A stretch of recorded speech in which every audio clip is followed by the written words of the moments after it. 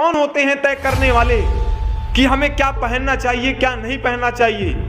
ये इनको क्या अधिकार है कि ये हमें बताएं कि हमें क्या पहनकर निकलना चाहिए, क्या पहनकर नहीं निकलना चाहिए? ये देश संविधान से चलने वाला देश है, आपके तानाशाही, आपके नए कानून से नहीं चलने वाला है। मैं भी पढ़ा लिखा हूँ, मैं भी स्कूलों में जाता था, टीका लगाकर जाता था, गमछा लेकर जाता था, लेकिन आज तक हमारे कभी स्कूलों में ये नहीं कहा गया कि भाई तुम टीका लगाकर क्यों आते हो, तुम कड़ा बांध कर क्यों आते हो, तुम रक्षा बांध कर क्यों आते हो, तुम गमछा पहनकर क्यों आते हो, तुम्हें नहीं आना चाहिए।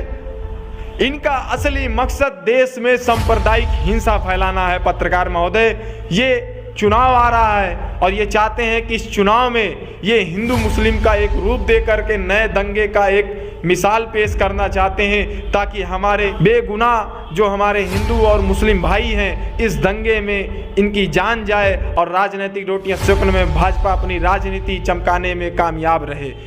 नमस्कार दोस्तों, एक बार हमारे साथ फिर से सामाजिक कार्यकर्ता राज त्रिपाठी मौजूद है और ये लगातार अपने सोशल मीडिया से जो देश में नफरत फैलाने वाले लोग हैं उनको जवाब देते रहते हैं। कई बार इनकी भाषा अमर्यादित हो जाती है, ये सोशल मीडिया पे जो लोग इन्हें देखते हैं वो जानते ही हैं। हम इनसे जानेंगे जो कर्नाटक में जो हिजाब का मामला पेश आया है, जहाँ पर एक लड़की जो है वो स्कूटी लेकर के अपने कॉलेज में जाती है और फिर उसकी हुटिंग कर दी जाती है। जय श्री राम के नारे लड़कों के द्वारा लगाया जाता है और भगवा गमछा पहन करके वो लोग वहाँ पर खड़े होकर के उस लड़की का हुटिंग करते हैं। इन तमाम घटनाओं को किस तरह से सामाजिक कार्यकर्ता राज त्रिपाठी देखते हैं, आयोग की राय जानते हैं। देखिए भाई साहब, मैं भारत का हिंदू हूँ, मुझे हिजाब से कोई दिक्कत नहीं है, और वो भाजपा के हिंदू हैं जिन्हें हिजाब से बहुत दिक्कत है। मैं सलाम करता हूँ उस कर्नाटका की बेटी को जिन्होंने बिना डरे, बिना लड़े, निडरता पूर्वक उन सैकड़ों की तादाद में आ रहे संघी मानसिकता वाले, हिंसात्मक फैलाने वाले लोगों को मुंह तोड़ जवाब दिया अपने ऊपर वाले का नाम लेकर के। मैं एक हिंदू हूँ, मुझे शर्म की बात है कि हमारे हिंदू धर्म में जो हमारे भगवान का नाम है, आज के टाइम पे ये भारतीय जनता पार्टी उग्रवाद के दायरे में रह करके इस्तेमाल करना चाहती है। जय श्री राम का नारा, ये मेरे हिंदू धर्म में जय श्री राम कहीं नहीं है, अगर कहीं है तो जय सीताराम कहा गया है। ये भाजपा का दिया हुआ नया नारा है जय श्री राम, जिन्हें आज के युवाओं को आतंकित बनाने का काम करती है।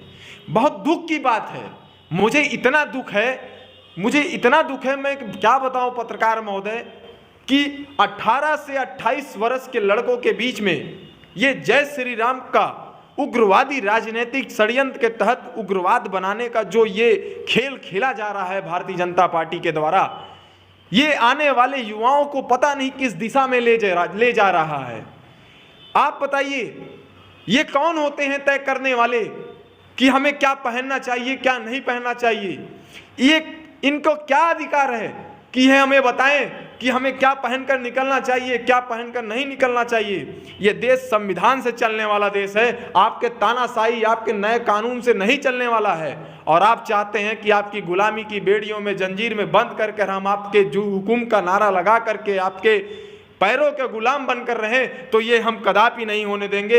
ये देश लोकतांत्रिक देश है, हमें आज़ादी है कि हम अपनी बात को कह सकें, हमें आज़ादी है कि हम अपने अधिकार से अपनी चीज़ें, अपने मनपसंद चीज़ों को पहन सकें। आप नहीं रोक सकते हैं। देखिए, इसमें जो दूसरा पक्ष है उनका ये कहना है कि हम किसी को बुर्का पहनने या हिजाब पहनने से रोक नहीं रहे, लेकिन जो शैक्षणिक संस्थान होते हैं, चाहे वो कॉलेज हो या यूनिवर्सिटी हो, वहाँ पर कॉलेज आप जो है स्कूल का ड्रेस चलेगा ना। बताइए, आप हमको पढ़ाने आएंगे या फिर आपको हमारे कपड़ों से बहुत दिक्कत है? हम शिक्षण संस्थानों में शिक्षा ग्रहण करने जाते हैं कि यहाँ पे हम कपड़ा दिखाने जाते हैं कि पत्रकार महोदय कि हम ये कपड़ा पहन के आए हैं, तो ये चाहिए, वो कपड़ा पहन के चाहिए, वो चाहिए। हमें शिक्षा की ज़रूरत है, तो हमें आपको शिक्षा देने की ज़रूरत है। आपको ये अधिकार नहीं है कि शिक्षा देने के बजाय शिक्षण संस्थानों में आप ये तय करें कि शिक्षण संस्थान में जो शिक्षा का मंदिर है, शिक्षा का मंदिर में आप ये तय नहीं करेंगे कि पत्रकार महोदय कि हमको क्या पहनना चाहिए, क्या नहीं पहनना चाहिए। मैं मानता हूँ कि शिक्षा के मंदिर का एक ड्रेस कोड होता है, लेकिन हमें अपने तन को ढकने के लिए भी हमें अपना एक जो पर्दा होता है, पर्दे में रहने के लिए, उस कपड़े को तो भी मैं कभी छोड़ नहीं सकता हूं, उसको भी पहनने का हमारा अधिकार है। आप ये तय नहीं कर सकते हैं पत्रकार महोदय। मैं भी पढ़ा लिखा हूं, मैं भी स्कूलों में जाता था, टीका लगाकर जाता था, गमछा लेकर जाता था, लेकिन आज तक हमारे कभी स्कूलों में ये नहीं कहा गया कि भाई तुम टीका लगाकर क्यों आते हो, तुम कड़ा बांधकर क्यों आते हो, तुम रक्षा बांधकर क्यों आते हो, तुम गमछा पहनकर क्यों आते हो, तुम्हें नहीं आना चाहिए।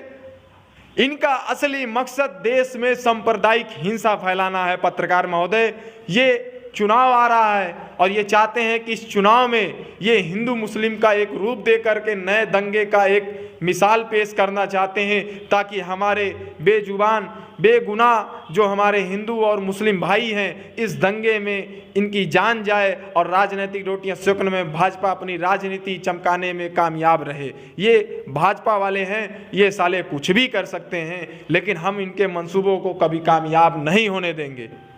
हमारा अगला सवाल है कि अभी आपने कहा कि इसके पीछे राजनीति हो रही है, तो राजनीति तो दोनों तरफ से हो रही है ना। लोग जो है वन साइडेड बोल रहे हैं और दूसरे साइडेड से नहीं बोल रहे हैं, तो ऐसा तो नहीं होना चाहिए। क्या बोल रहे हैं पत्रकार महोदय, आप जरा बताइए हमें। जैसे कई राजनेताओं का बयान आ चुका है जिसमें वो कह रहे हैं कि झूठ मूठ करके इस मुद्दे को गर्म किया जा रहा है। ऐसी कोई बात तो है नहीं देश में। पत्रकार महोदय, आप शायद अंधे हो गए हैं।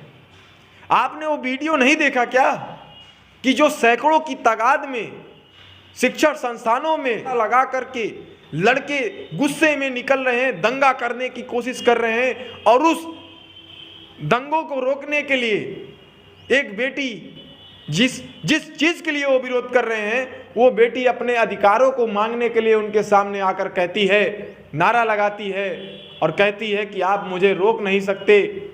अगर आपके पास उग्रवाद फैलाने की ताकत है तो हमें अपने हक अधिकार मांगने की ताकत है, आप हमें नहीं रोक सकते हैं। और मैं सलाम करता हूं उस कर्नाटका की बेटी को जिसने हिम्मत दिखा करके करोड़ों बेटियों के मन में ये जगा दिया कि बेटियां भी किसी बेटों से कम नहीं होती हैं, वो लड़ भी सकती हैं, वो मर भी सकती हैं, और ज़रूरत आने पर देश के लिए मार भी सकती हैं, मर भी सकती हैं, मिट भी सकती हैं।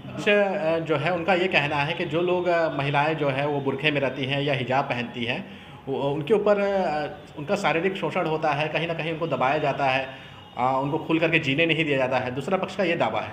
अगर ऐसा होता पत्रकार महोदय तो कर्नाटक की बेटी को देख लीजिए।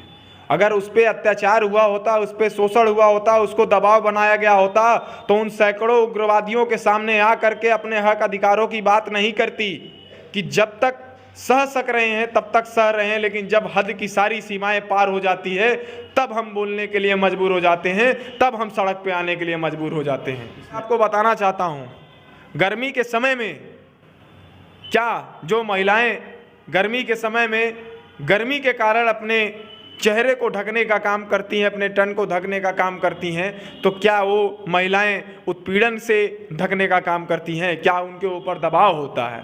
ये संघी मानसिकता वाले लोग ये देश को न जाने किस दिशा में ले जा रहे हैं कि सबके मन में निगेटिव चीज़ें भरने का पूरा प्रयास कर रहे हैं। ये देश में एक ऐसी माहौल कायम करना चाहते हैं जहां लोग एक दूसरे को लड़ने के लिए मजबूर हो जाएं, जहां एक दूसरे लोग मारने के लिए मजबूर हो जाएं। लेकिन भारतीय जनता पार्टी ये सिर्फ और सिर्फ जब चुनाव आता है तभी ये अपने पीछे एक्टिव कर देती है लोगों को लड़ाने। इसमें भारतीय जनता पार्टी का या आरएसएस का संघ का क्या लेना देना है? ये तो कुछ छात्रों के द्वारा घटना की भारतीय जनता पार्टी का कोई भी नेता इस मैटर में बोल क्यों नहीं रहा है? बोला ना, उन्होंने तो कह रहा है कि झूठ मूठ का विवाद जो है खड़ा किया जा रहा है। भारतीय जनता पार्टी के लोग झूठ मूठ का कहेंगे ही। ये साले इतने बड़े दोगले होते हैं, ये सबसे पहले लड़ाते हैं, बाद में उसमें क्या करते हैं, लीपापोती करते हैं, बचाव करते हैं कि ऐसा क्यों हो रहा है। ये इनकी राजनीति क्या है कि ये लड़ाकर चले जाते हैं, यानी सांप भी मर जाए लाठी भी ना टूटे।